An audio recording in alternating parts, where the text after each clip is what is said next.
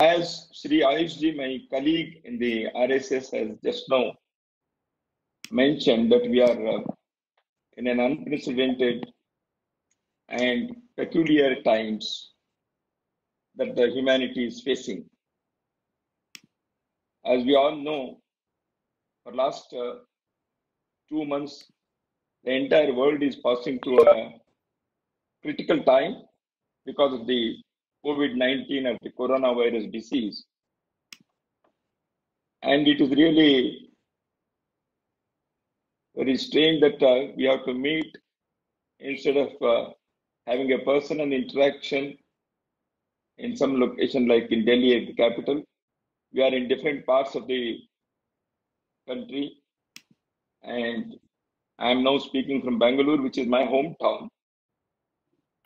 And we have called this an interaction with media instead of calling it a press conference. The background note has been given, which may not be considered the press note and official press note, but it throws up certain issues so that you will be able to pose your questions and participate in the interaction. Friends, it is the first time, I think, in the history of humanity that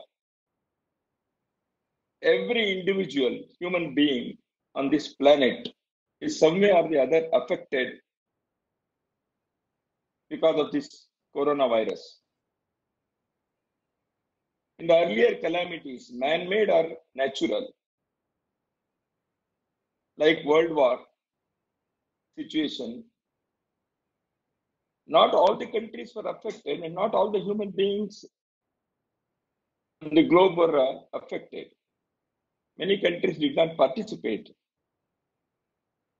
And no earlier natural calamity, ever in the past, had such a wide impact. No contagious disease or pandemic in human history has engulfed entire humankind. So that's why it's for the first time, I think, if I'm right, that the whole world is grappling with an unprecedented situation, and the enemy is enemy of all, irrespective of the status of the human beings, irrespective of their language they speak, the nationality they have, or the educational background, or belong to any race, community, etc. So that is why the common enemy for all human beings is this coronavirus. So that's why the fight also has to be on this basis that we should not have any discrimination in fighting this challenge. I do not want to go into the statistical details, which we all know, how every minute it is changing. Last night when we sent out the note, it was 3.68 million people were affected. Now just before entering in the hall, I saw it is already 3.72 million people are affected. Last night we thought it is around 2,54,000 people dead. Now I saw just before entering this hall, it is already 4,000 addition, 2,58,000. It is 7% of the people who are affected. Recovery rate is also there, 33 to 34% recovery is there. However, this large number of our people belonging to human race are bidding goodbye to this planet is a painful thing. They may belong to any nationality, any language. So that's why this unprecedented challenge has to be faced squarely by all the nations, governments, organizations, individuals, and communities. Here, I would like to share with you, already as it has been told in the background note, India's fight has been unique. As we all know, it is the second largest population here in India after China, 1.3 billion people. And as we all know, India's literacy and healthcare levels are not that of many developed countries. It is still a developing country. But yet, I am proud to say that India's fight has been unique and it is something exemplary. Although even one death is painful and we cannot accept it, but by going to if you compare with other countries, India has done very well, or I should say, God has been very kind to India. So till now, the figures show that the total number of affected people or the deaths, they are still under control, and compared to other countries, 0.7 per million, 0.7 deaths per million population. India's fight has been unique in another way, that is, the union government and the various state governments, all the state governments, and the society, civil society, they came together to fight this challenge. In the very first week, on the first day when the government of India came to know about it, immediately they formed a group of ministers, etc. And now it is all history. I need not go into those things.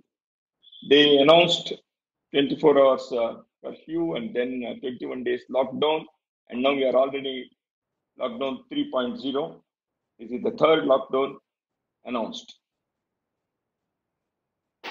The way Indian society has cooperated with the government and behaved as very responsible society is something remarkable. This story shows that ordinary Indians who are generally spiritual minded, they have a bent of spirituality and cooperative nature. Because in the past also, whenever there were some calamities of this kind, maybe smaller in size, they have fought against that. People voluntarily they came out and they extend helping hand to all the people and to fulfill their daily needs like food and other things, medicine, etc. This time also, it is not an exception that the Bharatiyas, the Indians, in all places, in every corner of the country, because I have number of stories to tell that even in the remote villages, border areas, people who are living in shanty towns, they also have come forward to help the fellow beings. And the civic society organizations like temples, gurudwaras, churches, mosques, matas, deras, they have also played their role exemplarily. The first need was to provide food for the people who are daily wages, who are migrant laborers. Then to look after the weaker section of the society. And another thing was to provide medical care for the non-corona patients. That's why a large number of people have donated blood in different parts of the country. It was not required for the corona patients. It is for others. Because of the lockdown, the situation was such that everything was not available, but everything was made available because of the sensitive society and organized way they did it. That is a proactive government and a decisive government on one side, and a sensitive society. When they come together, what can happen, I wonder, is there to see for all of us in India today. That's why even the third lockdown, people have been cooperating. No doubt there have been a number of incidents where migrant laborers have to move from one part to the another in such a vast country. Now, in last 2 days, the migrant labor transportation from one part of the country to another has started, and the government administration has made all the arrangements. And the people, society, and the organizations like RSS and others, they have been volunteering to help the administration in easily carrying out these decisions of transferring the laborers to their hometowns and home states. Friends, I am speaking on behalf of RSS, being the RSS functionary. Most of you must be knowing that the RSS, the Rashtriya Swayamsevak Sangh, has always been first to rush to help the needy people at times of crisis and calamity, whether it is a natural calamity or man-made calamity, like train accidents and others, or the natural calamity like floods and earthquakes. The RSS volunteers in the past have always rushed to the scene and they extended their relief activity. In this crisis also, the Rashtriya Swayamsevak Sangh, which had its most significant event of the year, that is National General Council of the Akhil Bharatiya Pratinidhi Sabha, was to be conducted, was to be held in Bangalore. But the leadership of the organization decided not to have it. They cancelled it, and many had already started, and we stopped them. Those who had reached, they were sent back with all the health protocols which the administration had mandated. So this is the first time that for last 2 months and the next 1 month at least, till we come out of this crisis, RSS has suspended all its regular activities of assembling daily assemblies or weekly training camps, etc. So we have to take a decision much in advance to address this challenge. And RSS Seva activity, that is service activities, now again the figures are astounding. For any organization, it is huge. Nearly 342,000 Swayamsevak volunteers are carrying out the Seva activities in nearly 68,000 places in this vast country. More than 5 million families have been given necessary help. People who are needy about food or groceries or medicine, etc., they have been provided. So, in the background note, other figures are there. I would not like to go into that. What I want to say is how Indian society has been. See, the migrant laborers in Delhi a month or so back, when they moved towards Uttar Pradesh and Bihar, that is to eastward, they were all migrant laborers. They are earning their daily wages. It is very difficult for them to live, but the society was kind enough to provide food and other necessities to them. But they wanted to go to their hometowns, villages, so they started walking. But when they reached the Uttar Pradesh border, they had to be taken care. But every individual had to undergo the corona tests. The administration provided all those necessities. What I want to underline here is when they walked along the roads, it was more than 300,000 people. They were not raising any slogans against anybody, government or others. They were silently walking, peacefully walking. They did not create any mess. They did not indulge in any violence. They did not demand for food.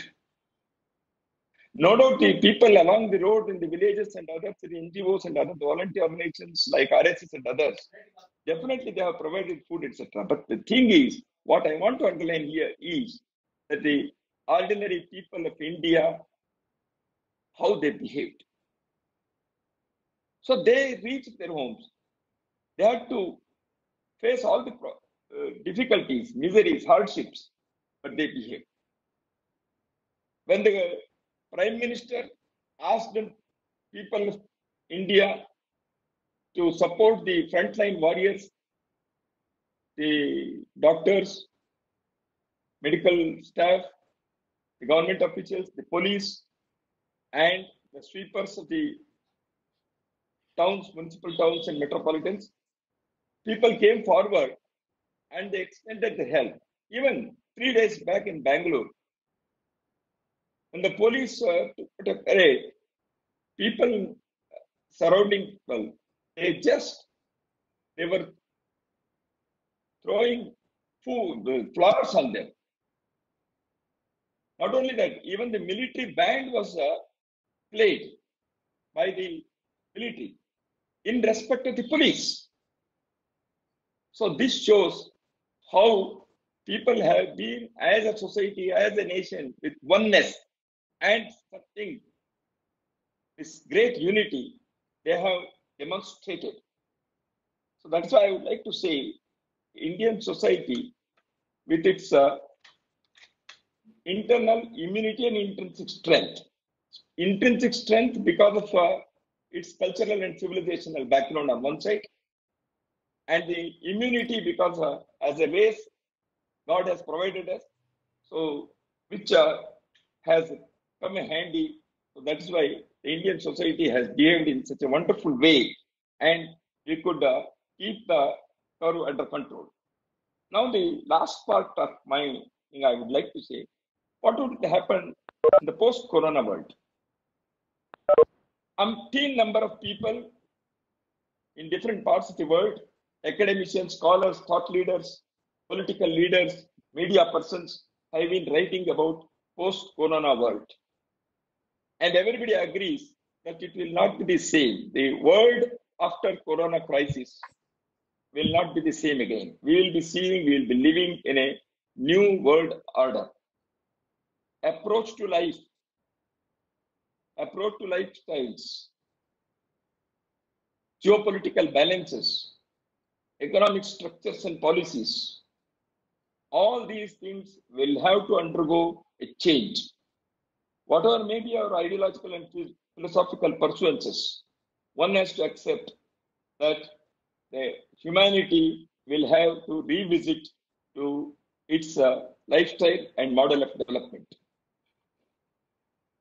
Hopefully, in the post-corona thing, there can be an investigation about the origin, reason, and impact of the pandemic. But the entire world will also have to come together to go in search for the emergence of a future world order, a new regime. All the individuals, organizations, and countries will have to participate in this discussion and practice of emerging a new world order. Here comes the role of India again. As you all know, the political ideologies based on politico-economic thoughts which have ruled the world for last 1 century have failed in today's world. The unbridled materialism and consumerism will have to be questioned, and I hope the humanity will try to free itself from this. And another thing is the economic depression and environmental degradations, which is taking a cycle, will also have to be addressed through a new lifestyle which is more friendly to ecological and natural situations. It will have to be a localization, which we call Swadeshi, a self-reliance model, and where a local resources, workforce, and needs will have to be integrated with economic activity, taking into consideration ecological considerations. And we in RSS believe that the entire world will have to have a bifocal thing. One, the whole world is one family. This universalism will have to be the human's goal and objective, that we all belong to one family. But at the same time, economic, political, and other decentralized models with social cohesion will have to be there. It will have to be simultaneously local and global. Think globally, act locally. Think globally, live locally.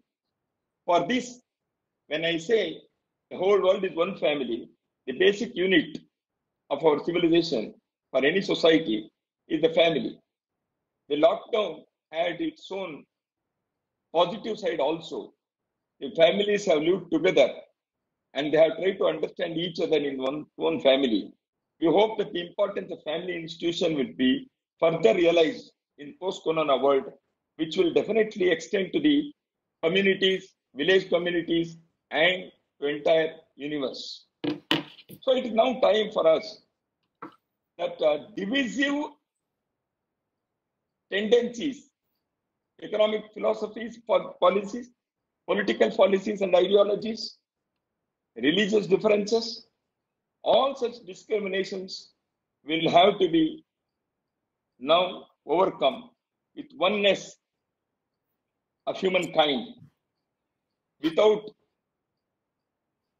having any discrimination. We'll have to think about a new order. But definitely, national identities will remain. But universal goal will have to be pursued. So that's why the RSS believes that a new world order with its self-reliance, sustainable development models, where lifestyles, natural and ecological considerations should be taken into consideration, will have to be the new world order's basic, fundamental, foundational aspects. That's why I conclude with saying that the human-centric, holistic coalition of the world will be the prerequisite for the emergence of a new world order. So we are facing the corona crisis. I am confident that the whole world will come with flying colors, although there have been a lot of losses. We will pass through this, but the crisis will herald a new era of human dignity, welfare, and oneness. Thank you.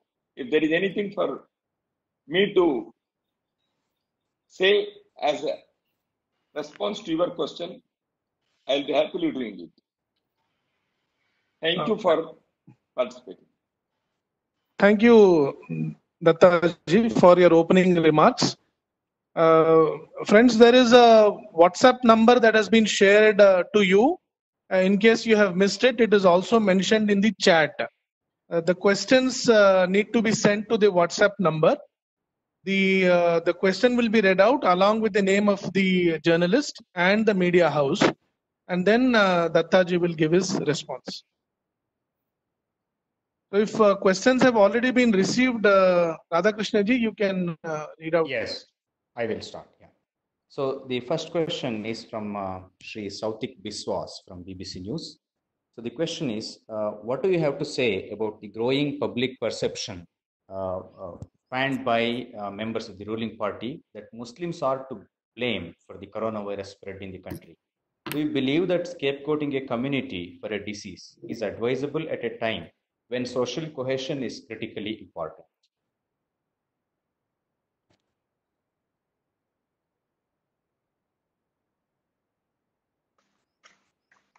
Shall I? Thank you. As you say, it is a perception. That is not reality.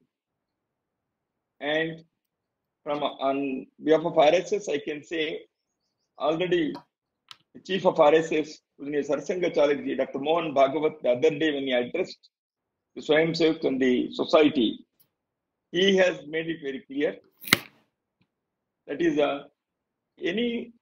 some small number of some people, if they have the entire community should not be blamed and it should not be held as scapegoat. That's why naming any one community for as the reason for this crisis or spreading of this crisis would not be in right spirit. The RSS does not accept it. See, the virus or the disease does not discriminate. So it has to be fought by all with oneness, which I have underlined during my introductory section also. So if that perception, if somebody is creating that perception, either because of short-sightedness or somebody may be doing it deliberately. In any case, it is not acceptable. And the challenge is for all, and answer also should be by all.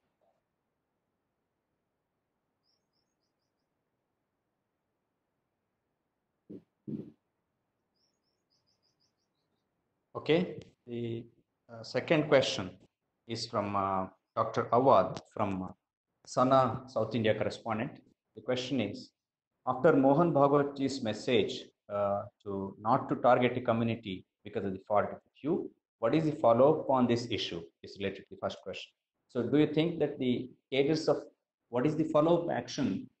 What is the follow-up action taken after Mohan Bhagwatji's message to not to target one community? So do you think the cadres of RSS are following the instructions? So what is the message you would like to convey to Arab countries? So where more than 8 million Indian expatriates are living in Harvard.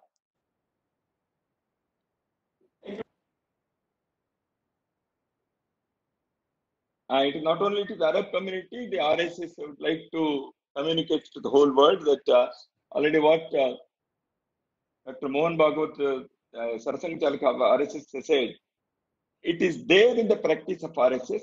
Of course, even when he has said, the follow-up action is also there. One or two things I would like to share.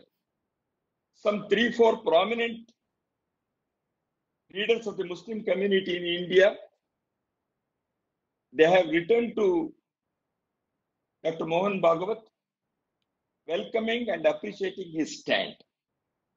And they have also said that we believe when you say that these things are on the ground, and lot of people who might not have written, through our outreach section, we have contacted community to many local, state level Muslim leaders, and all of them believe, because in the last 1 year there have been many situations, many decisions, and we have had a lot of contact with the Muslim community.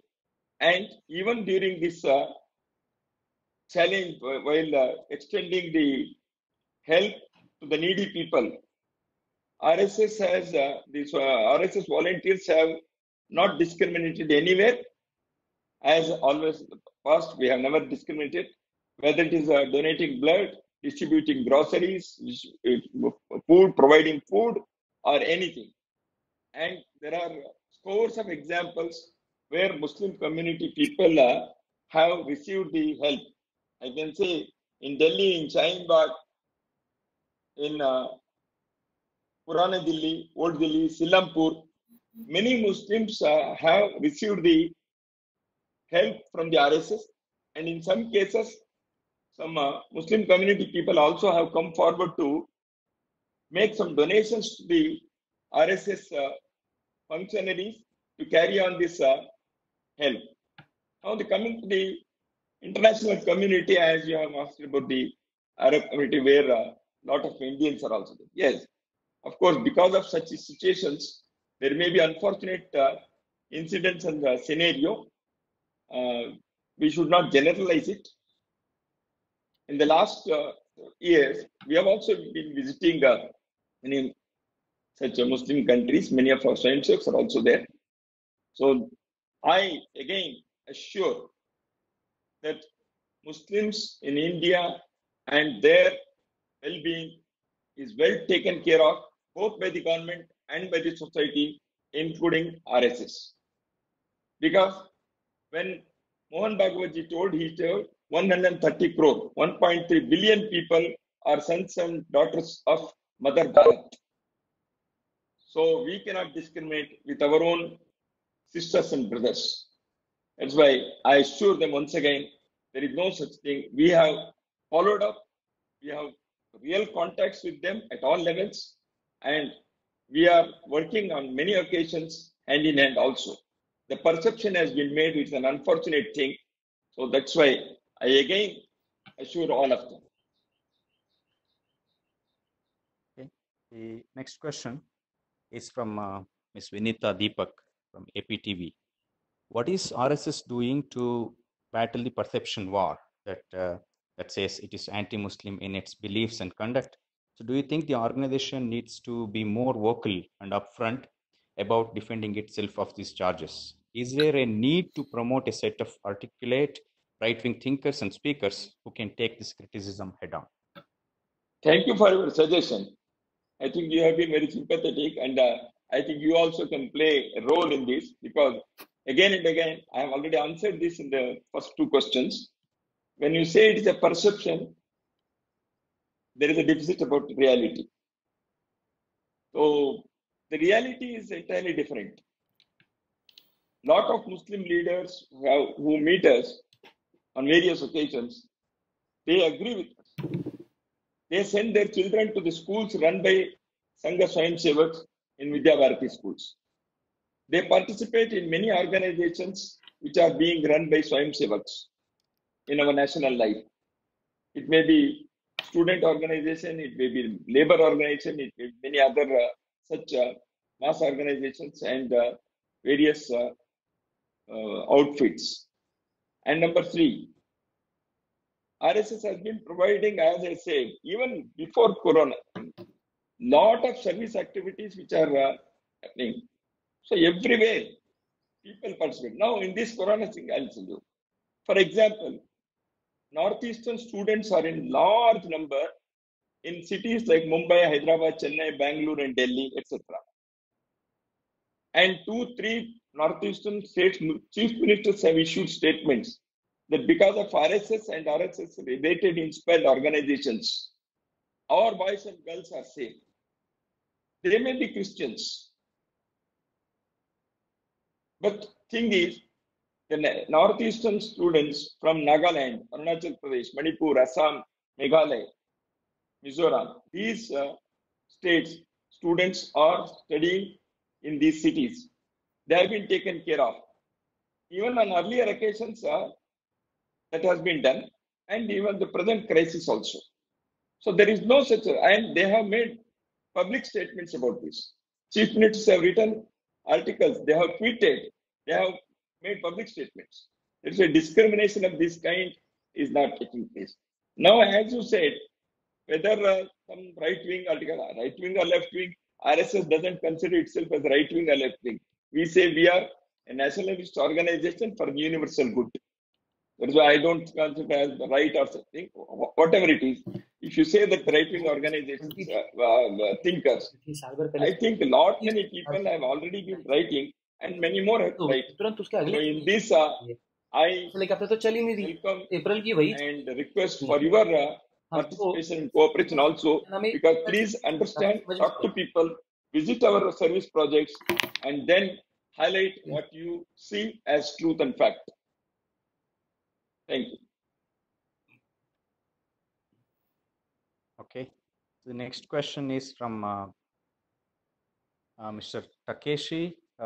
He is from Japanese newspaper Asahi Shimbun. So the question is, some countries, including US President Trump, said that it is necessary to investigate the origin and the reason of the pandemic. So also, some of them said it was due to Chinese and virus coming out from the institution in their facility. So what do you think of this? I have already said in my introductory thing and also in the background, fully when there is a global crisis of this size and of this impact, it is for the international community tomorrow in the post-corona scenario to probe or to fix the responsibility. It is not for a voluntary organization like RSS. However, in any such conditions, it happens that the international community, through some organizations which are having that mandate and infrastructure and standing in the global system, they will be going into that. I do not say whether this country or that country, virus is virus, whether it is man-made or not, whether it was purposeful or not, it is premature to say anything.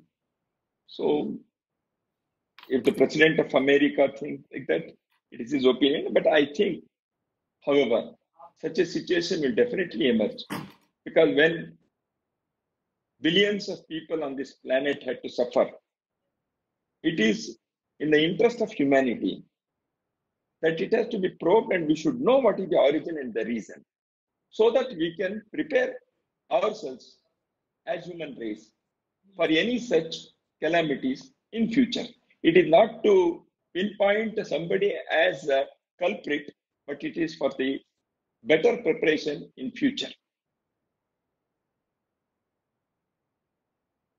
Thank you. Okay.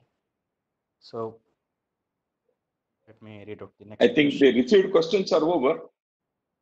No, Yes. there are a few more questions Okay. I can ask. Yeah.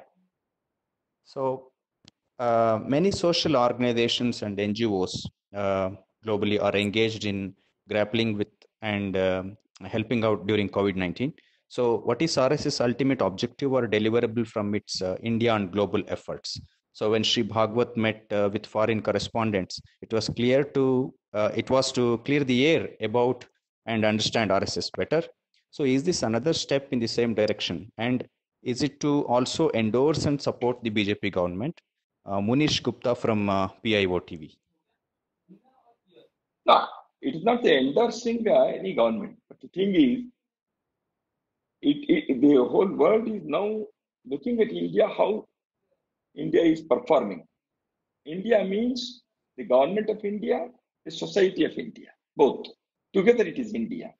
And so as I have said in the beginning itself, when India has fought this challenge, it is together, the government and the people. They are not two separate entities in that way.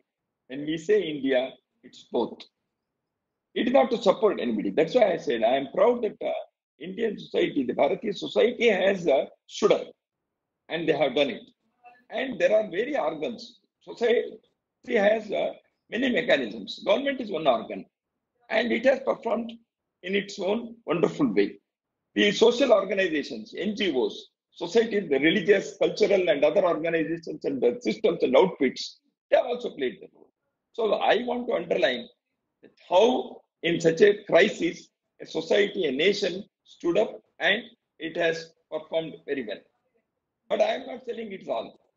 How we are going to perform in future, how we are going to learn lesson as a nation, how we are going to implement those lessons in practical life in the post-corona world. There also this unity, this immediacy, this purposefulness should be demonstrated, and I hope it will be demonstrated. So that is the reason why we thought of interacting with you. So that's how RSS looks at the things. Okay. So another question from Sri Rajesh Rai from Wall Street Journal. The question is, so how is India gearing up to fill the void that would be left in China's high-end manufacturing sector due to the pandemic? So why should global companies choose India to shift some of their manufacturing bases to India and not Vietnam or other Southeast Asian countries? What's the incentive that we will? Yeah, it is for the government now to prepare a very detailed policy and economic thinking that they will have to do. Already, Government of India had in last 5 years had opened certain of its intentions that Make in India, etc. Already been there, and lot of such initiatives on the part of the Government of India is there. And in many states, even the state governments, BJP or non-BJP, They have also been welcoming lot many people to invest in Indian states. So I think in the after the crisis, so government of India and the state governments together, they will have to think on these lines, how we can attract investment from other countries in its own way without disturbing, without harming the local self-reliance, without harming our natural resources to the extent that we face another problem. So that's why we will have to take into consideration how we will strike a balance. That's why there will have to be very choosy, in a way, judicious way of doing things. So it's a very detailed thing. We'll have to discuss about that. However, when I say Swadeshi self-reliance and made in India efforts of government, these things will have to be considered. Recently, the government of India, as I've heard through media and other channels, that farming section and MSME, medium and small enterprises, the government has announced a lot of new measures so that India as an economic unit and agriculture and manufacturing sector should stand on its own feet for the development of indigenous and intrinsic strength of India.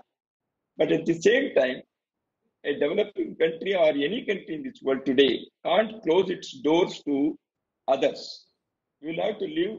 That's why when the Prime Minister the other day, he has put 5 ovals, AEIO, adaptability, efficiency, etc. objective. There, the last one, U, is universalism. So that's why this adaptability, efficiency, universalism, inclusion, these things he has already mentioned. I think the government of India will work on these lines. Definitely, Indian situation will be very conducive in the days to come for better investment. Another, apart from natural resources, the human resources of India, which has been proven, that's why Indian human resource is also another, and social climate will definitely be an attractive destination for investment. Yeah, there is another question. This is from Sibyl Lich, ARD, German TV. So you have spoken about a new world order after Corona crisis. So how do you feel about the political and economic position of India? India is second largest population and it is the most important, vibrant, democratic country. So if anybody can speak of democracy, I am proud to say that Bharat, India can speak about democracy.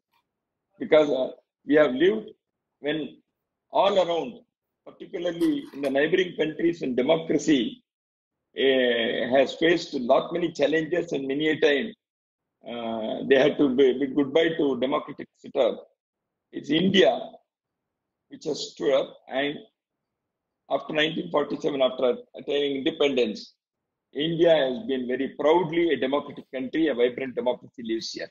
So that's why for the political thought, I need not say more than this, that Indian elections are happening very regularly, and the small villages also, the panchayat elections take place. The democracy is in the blood and DNA of Indians. So that is about the political situation. About political philosophies and economic policies and philosophies, I think, as I've already explained, these things will have to be, and not many people, the political and economic thinkers in this country, living and in the past, have provided enough foundational material to build up on those ideas. Gandhiji's Sarvodaya, integral humanism of Deen Dayal Upadhyaya, Sapta Kranti of Dr. Ram Manohar Lohia, all these things will come handy because Okay. they will take into consideration ले, of Swadeshi, self-reliance, natural resources, मेरे human resources, अलग से भी नहीं and also have the local and global perceptions. One is local needs to be attended, local cultural diversities should be protected, safeguarded, but also have a global outlook.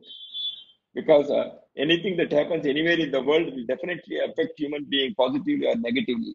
That's why we cannot do. So such a combination, well-balanced, holistic thinking will have to be there. I think this is where India will play a role. I am sure about it. अच्छा ये data एक second मेरे को Yeah, समझा दो there's आ गया one more follow-up question. Data practical So, life की जगह you have emphasized on perception of RSS. The question is, will the globally work done by HSS, Seva, etc. in COVID-19 help moderate the otherwise held view that RSS is a right-wing Hindu-only ये organization? तो भरा हुआ है ना वो भरेंगे किसमें क्या Yeah, the Swayam Sevaks who have formed organizations in different countries, they are not speaking, it's not RSS. RSS works within Indian borders.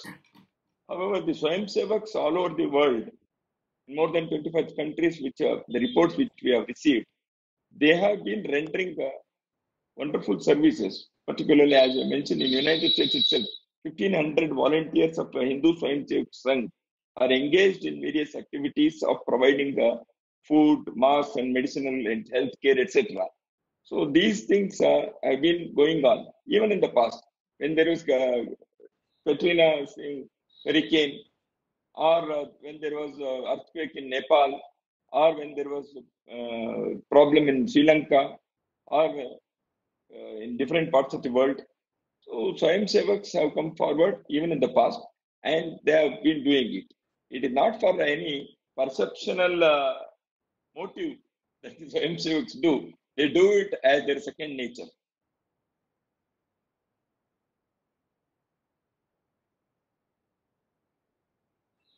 So, okay, all the questions received so far, I think we have covered. Over to you, Ayush.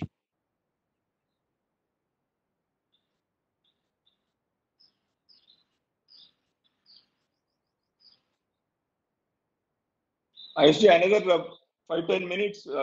We can definitely open the house. Okay. I think Mr. Awad is there. Thank you. Namaskar. Just my question is about Gujarat state actually. Gujarat has been the second largest affected state in India, despite the fact you people have been doing good jobs during disasters. As you said, I know during the earthquake, during the drought, and all the, I have covered It's that our- state. Okay. So why is it so much the infection in Gujarat? What is your assessment to that? No, that way, Maharashtra, Gujarat, see, eastern part is less affected than the western part is more affected if you see the map of India. There may be some valid reasons for this, life habits, natural situations, and many other things. It is for the experts to go into that. It is not the question of which party is ruling in one particular state. Because Gujarat is ruled by BJP, still why virus comes there? Because as we all know, people have gone from one place to another. Officially, some people have been taken in the last 2-3 days. Unofficially, also people have moved from one place to another. So, as we all know, this virus, and people who have come like that and who might not have undergone any tests, etc. So that has spread. And cities like Agra, cities like Mumbai, or states like in Gujarat to some extent, as you have mentioned, these are unfortunate situations where the pandemic has spread. positive cases are more. So that's why the government and the society will have to address the situation very strictly. And I, on my personal, what I would like to say, that the strict following of lockdown protocols and restrictions imposed by the government should be followed by the people to the letter and spirit. If we can do that, I think we'll be able to control. I appreciate your concern for Gujarat. Anyhow, we have to have the concern for all. So Gujarat, our friends, both in government and in the society, will take note of your concern and do their best. Thank you. हाँ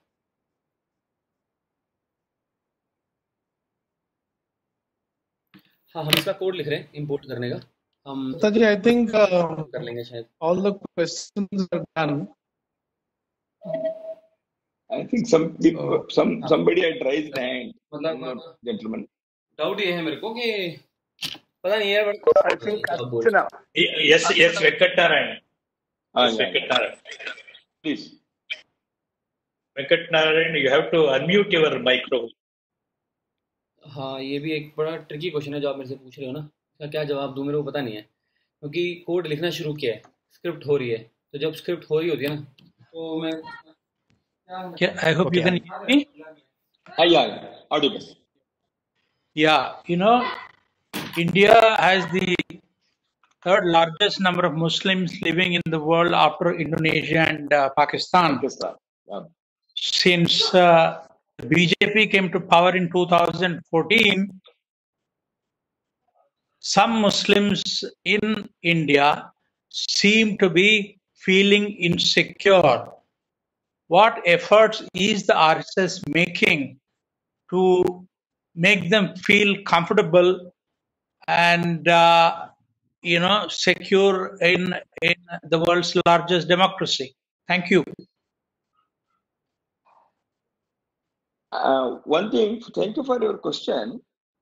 And also the concern for any section of the society should be there by any, whether it is an organization person like me or a media person like you or anybody. One thing, why every time one section is not happy, one section is not happy, it is highlighted, I don't understand. Because Muslims, compared to any other country, are not less happy in India. On the government side, let us say, there is no discrimination of any law or anything till now. जी भाई All the beneficiary decisions, economic benefits and others, okay they reach. For example, though I am not spokesperson on behalf of BJP or the government, as a responsible citizen, I would like to bring to the notice of the people that Jandan, Ujjwala and all these things. If one goes and checks the facts, you will understand that it has reached the poorest of the poor in the Muslim community as well. I based at Lucknow in Uttar Pradesh. I have been in Patna in Bihar. Both these states have large number of Muslim community. But I have checked myself that these facilities, these benefits have reached Muslims. There is no discrimination. Secondly, they can perform their religious practices. They are celebrating their festivals. Video option of करने का option नहीं है और Muslims are happily living in. डाल सकते हैं उनको बस They can contest for elections. They can occupy any positions. There have been a number of presidents and vice presidents of India who have been Muslims. They are there in top positions. They are there in cultural sphere like cinema or music or art and other. Civic decorations have been there and Indian people have happily done it.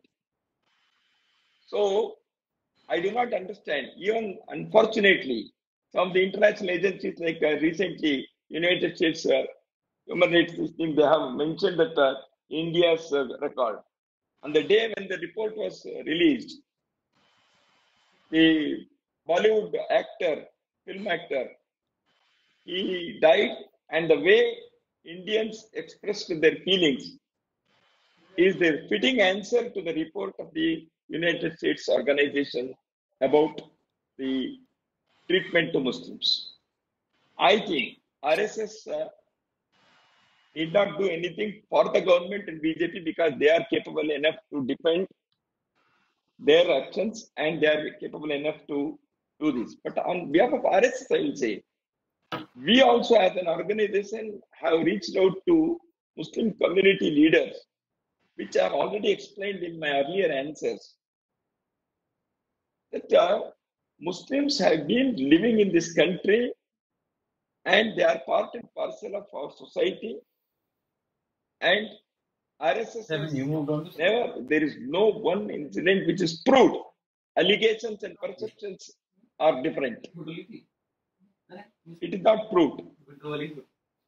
So that's why I think even this during this corona crisis, the service that is rendered by Swayam Sevak is the,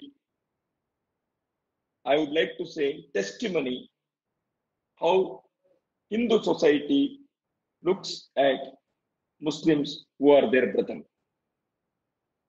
It is for the people to have their own opinion. They are free to have it.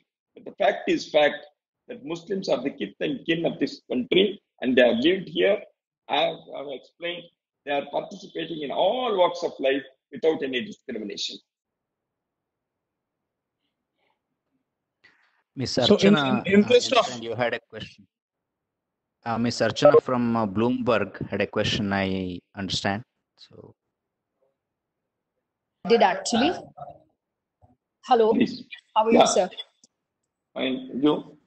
So actually, I had a question about what's been going on in the last few days about migrant laborers being stranded across India and various states, and was seeking your comment basically on how you see, are you satisfied with the way the situation was handled? So many people stranded, the kind of hardships that state governments and, there was a lot of criticism about maybe there isn't enough coordination between the center and states. And also now a state like Karnataka has cancelled interstate trains because they want laborers to be in the state to ensure that the economy opens up. Do you think that is fair? No, they are not cancelled. It is the information is wrong. They are not cancelled.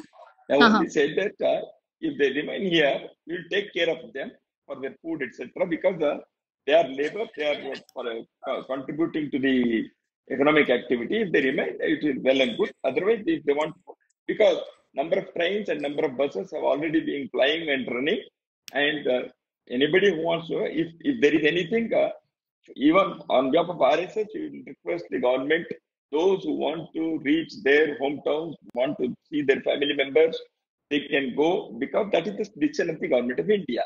No state government should unnecessarily do it if they are doing it. They are not doing it, because I have checked in the morning, this morning only, particularly about Karnataka, because I am living in Bangalore now.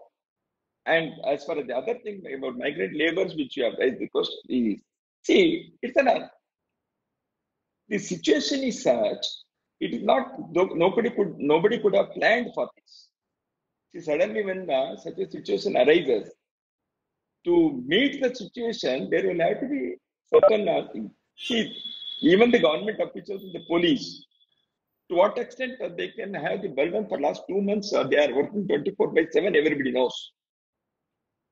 It is not an ordinary thing.